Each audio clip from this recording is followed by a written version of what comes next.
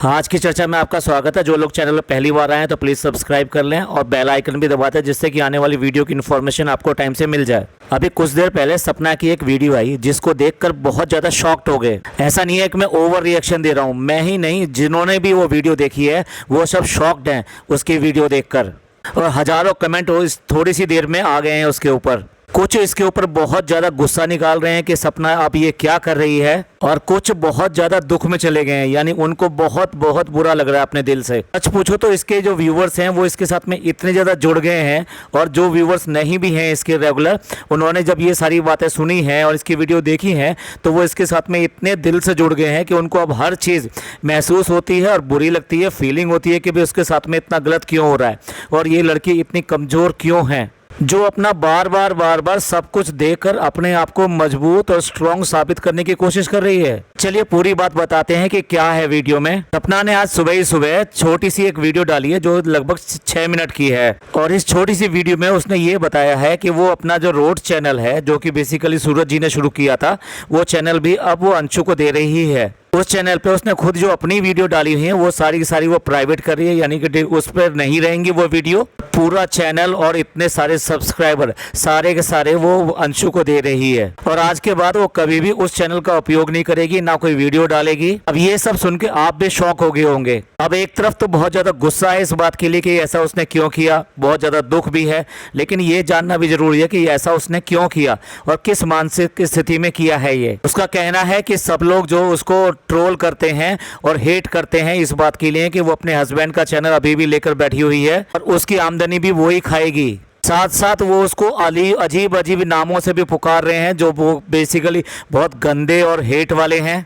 उसको कहा जा रहा है कि वो बहुत ज़्यादा बुरी है, वो डायन है और वो पूरे घर को खा गई है, बहुत अशुभ है। इन महान अलंकारों से उसकी तुलना की जा रही है, और इस तरह के सारे जो कमेंट्स आ रहे हैं या हेट आ रही है उसको, उससे वो बहुत ज़्यादा परेशान है। सच पूछो तो उसने एक वीडियो और भी डाली थी जिसमें अपनी मानसिक स्थिति के बारे में, अपनी परेशानी के बारे में, कि आप सब लोग कहते हैं कि मजबूत रहो और चिंता मत करो, लोगों की मत सोचो, लेकिन उस सब के बावजूद भी उसने ये बताने की कोशिश की थी कि वो कैसे ना सोचे, वो कैसे ना करे। जहाँ तक मैं उसकी मानसिक स्थिति को समझ पा रहा हूँ वो ये है कि आप देखिए ना, आज मॉर्निंग में ही उसने सबसे पहले ये वाली वीडियो डाली है। वो रात दिन इन कमेंट्स और इन विचारों से बाहर नहीं निकल पा रही है। असल में क्या है कि जो अकेले रहते हैं और लोनली रहते हैं तो उनके पास बहुत सारा वक्त होता है ये सोचने का कि पीछे क्या हुआ, अब क्या हो रहा है, आगे की ज़िंदगी कैसे कटेगी। तो इस सोच बुन में, इस उधेड़ बुन में उसके पास में जो कमेंट्स आते हैं और जो बातें आती हैं वही उसके दिमाग में हर समय घूमती रहती है। उसको ऐसा लगता है कि इधर से भी आवाज़ आ रही है, उधर से भी आवाज़ आ रही है, और सब तरफ से लोग उसको बुरा बुरा कह रहे हैं, उसको डायन बताते हैं, उसको बुरा बताते हैं, उसको ये बताते हैं कि वो बहुत ज़्यादा अशुभ है, एक के बाद एक दोनों पतियों को खा गई, इसने एक भरा पूरा घर खाली कर दिया। तो इस सोच से वो बाहर नहीं निकल पा रही है। ये जो थोड़े से कमेंट आ रहे हैं ना, ये उसको इतनी ज़्यादा परेशान कर रहे हैं और इतना ज़्यादा चोट पहुंचा रहे हैं कि वो इनसे बाहर नहीं निकल पा रही है, और इसका कारण है उसका अकेलापन, या ये कहिए कि अभी इस समय जो है उसके पास में बहुत समय होता है कि वो इस तरह से खाली रहती है, तो उसको ये सब दिमाग में चलता रहता है। लिटरली वो ये भी कहने की कोशिश कर रही है कि लोग मुझे इस सब को बोलकर और कहकर सब पागल कर देना चाहते हैं, और अपने आप में वो कह भी रही है इस वीडियो के अंदर कि मैं अब जैसे पागल हो गई हूँ। इसके व्यूवर्स ने भी इसी तरीके के वहाँ पे कमेंट्स किए हैं। वो उसके साथ में बहुत गुस्सा कर रहे हैं कि इतना ज़्यादा पागल होने की क्या ज़रूरत है, तुम ऐसा बार बार क्यों कर रही हो। और बहुत सारे इमोशनल कमेंट्स भी हैं उसके अंदर जो इस बात के लिए बहुत ज़्यादा दुखी हैं कि ये बार बार ये क्या कर रही है। क्या अगर वो कल को जान मांगेंगे तो क्या अपनी जान दे देगी उनके लिए? ये कौन लोग हैं? ये सिर्फ चंद लोग हैं जो बेसिकली उनसे इंस्पायर्ड हैं, या ये कहिए कि इनके माँ बाप जो हैं उनकी तरफ से जो लोग हैं वो कमेंट कर रहे हैं, या फिर ये कमेंट कराए जा रहे हैं। ख़ास तौर से अब मैं साफ कहना चाहूँगा अंशु के जो घर वाले हैं उनकी तरफ से। अब नहीं, इससे पहले भी कई बार ये बात हुई है कि इससे वो सारे रोट वाला और ये सब चैनल ले लो, इससे पासवर्ड ले लो और हम चलाएंगे उस चैनल को।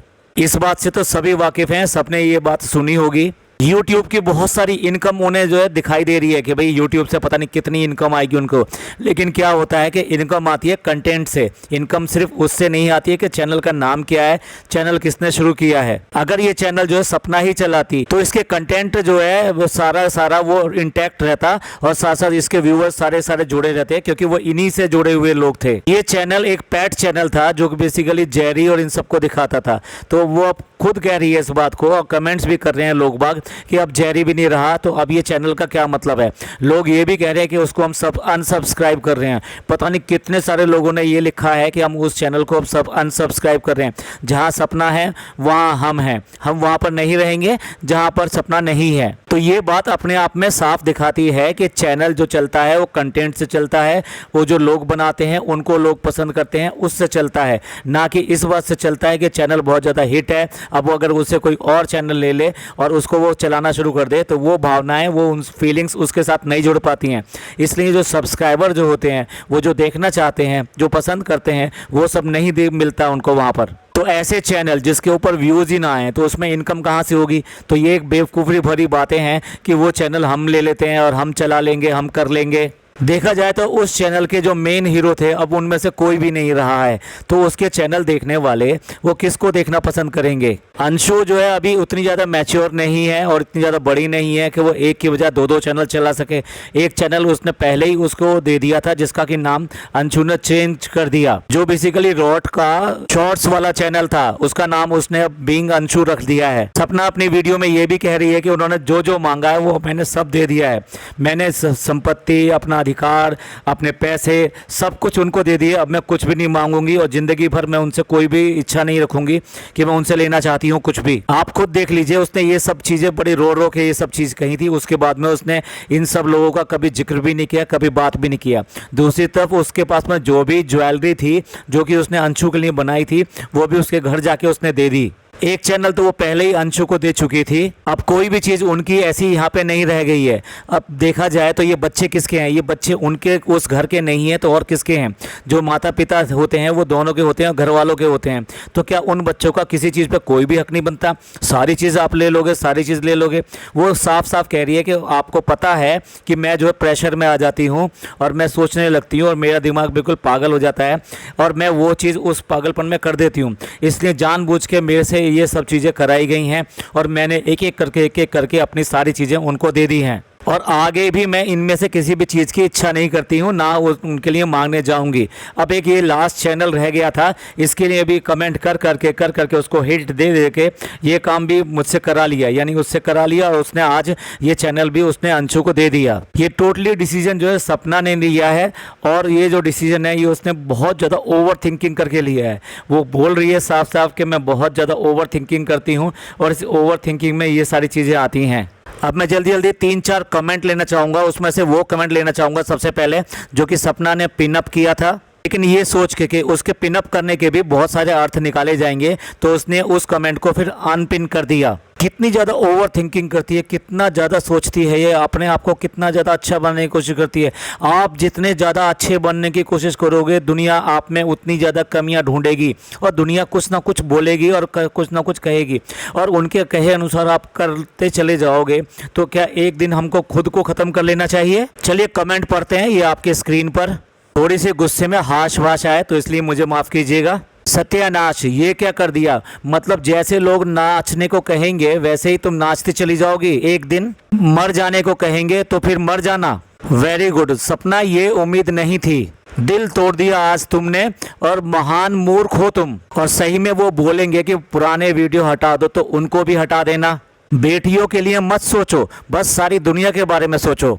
जिनको तुम जानती भी नहीं कि वो कौन लोग हैं उनके हिसाब से चलने लगी हो तुम। सपना, तुमको एक एग्जाम्पल बनाना था एक स्ट्रॉन्ग वुमेन का, वो कहाँ हो तुम। सॉरी, बहुत ही ज़्यादा गुस्से वाला कमेंट है ये सारा का सारा जो मैंने अभी पढ़ा है, लेकिन इससे पता लगता है कि लोग कितना ज़्यादा गुस्से हैं कि सपना जो वो कह रहे हैं वो सब करते चली जा रही है, ना अपने बारे में सोच रही है, ना अपने बच्चों के बारे में सोच रही है। इस तरीके से उन लोगों के बारे में सोच रही है जो उसको जानते भी नहीं हैं और वो भी उनको जानती नहीं नहीं है कि वो कौन है, क्या है, और उनका मकसद तो यही है इसको बर्बाद कर देना। तो उनके बातों में सुनकर और उनकी बातें समझकर ये सारी चीज़ें करती चली जाओगी तो क्या करोगे, एक दिन सब कुछ खो दोगी। और हम तो तुम्हें ये देखना चाहते थे कि एक स्ट्रॉन्ग वूमेन का एक एग्जाम्पल बनो और इस सब से बाहर निकल के अपना ज़िंदगी अच्छी तरीके से जियो। अब इसके नीचे का एक और कमेंट देखिए। सपना, तुम गंदे कमेंट मत पढ़ो, उनको पढ़कर बहुत ज़्यादा अंदर से टूट रही हो तुम बहन। मेरी बात मानो, ये लोग जानबूझकर तुम्हारी अंदर से हिम्मत तोड़ रहे हैं। आप इनके गंदे कमेंट्स को इग्नोर करो और अपनी बच्चियों के बारे में सोचो और आगे बढ़ो।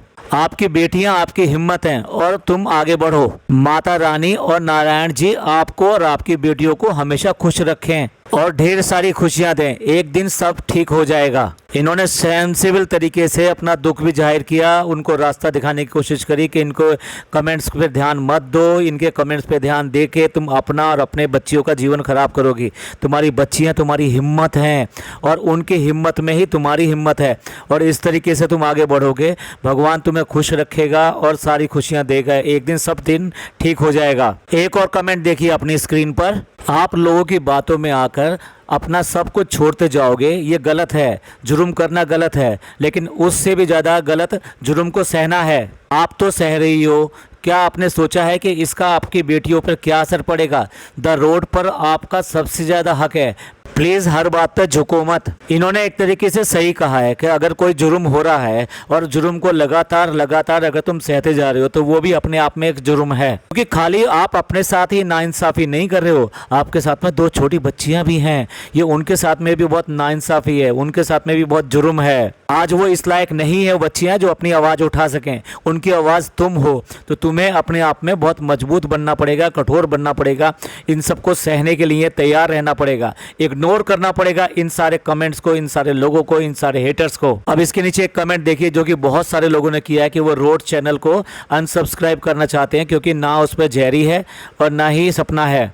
ये मैंने सिर्फ एक कमेंट लिया है, लेकिन इतने सारे कमेंट हैं इस बात के लिए कि वो रोड चैनल को अनसब्सक्राइब कर रहे हैं। और कौन कौन अनसब्सक्राइब करने को तैयार है? जहां सपना है वहां पे वो हैं, जहां सपना नहीं है वहां वो लोग नहीं हैं। 2 और कमेंट देखिए अपने स्क्रीन पर। इस पर फर्स्ट कमेंट तो वही है, सब्सक्राइब द रोड चैनल, सपना को फुल सपोर्ट करेंगे। ये स्क्रीनशॉट मैंने नीचे वाले कमेंट की वजह से लगाया है, तो इसको पढ़ते हैं। पागल हो गई हो तुम, रोना धोना छोड़ के स्ट्रांग बनो। अपने बच्चों के लिए कोई चैनल किसी को देने की ज़रूरत नहीं है तुमको। तुम कोई संन्यास नहीं ले रही हो कि कुछ भी नहीं चाहिए ज़िंदगी जीने के लिए, सब कुछ चाहिए होता है। समझ गई? बड़ा ही सेंसिबल कमेंट था, इसलिए मैंने यहाँ पे चूज़ करके यहाँ पे लिया है। सचमुच में वो कोई संन्यास तो ना ले रही है कि अपने हर चीज़ छोड़ती चली जाएगी वो। आखिर जब वो गृहस्थ आश्रम में है, यानी कि बच्चों को उसको पालना है और अपनी गृहस्थी को आगे चलाना है, तो वो ये सब चीज़ें कैसे छोड़ सकती है? उसको ये सारी चीज़ चाहिए।